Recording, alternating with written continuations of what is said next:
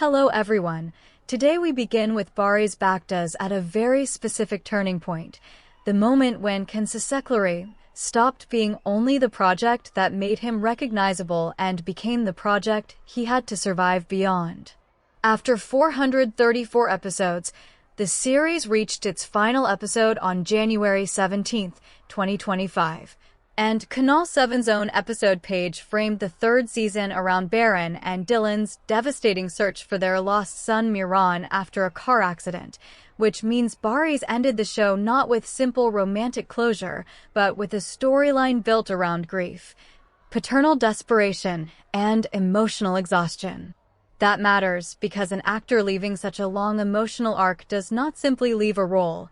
He leaves a rhythm of performance that trained the audience to read his face, silence, anger, and restraint as part of one specific identity. Yagmur Yuksel's ending inside the same final stretch was equally heavy, but it worked differently.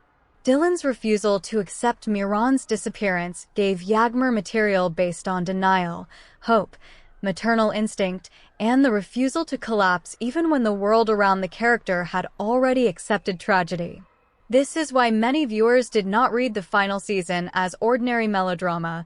They read it as an endurance test for Dylan, and that reaction is visible even in international comments under the final episode page, where fans specifically thanked Baris and Yagmur for carrying a story filled with pain, tragedy, and love across hundreds of episodes. For Baris, the real career question after that finale was whether the audience could accept him in a role where he was not barren, not the husband trapped between family duty and love, and not the father broken by loss. His move into Kudus Fatahi, Selahattin Ayubi, gave him exactly that test, because Bora was visually and dramatically distant from the polished emotional world of Yuksel-Where.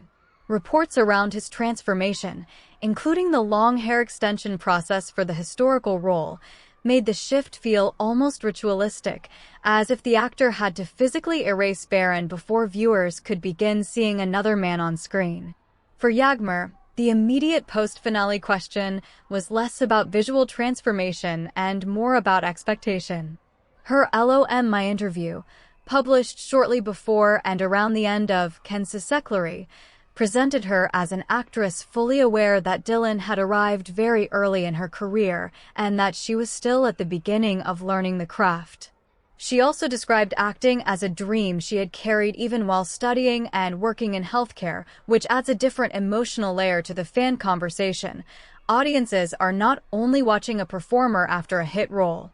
They are watching someone who entered the industry from a completely different life path and now has to prove that the first success was not accidental.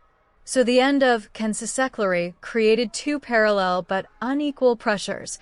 Baris had to break the image of Barin without losing the intensity that made viewers follow him, while Yagmur had to protect the emotional credibility of Dylan without allowing that role to become the ceiling of her career.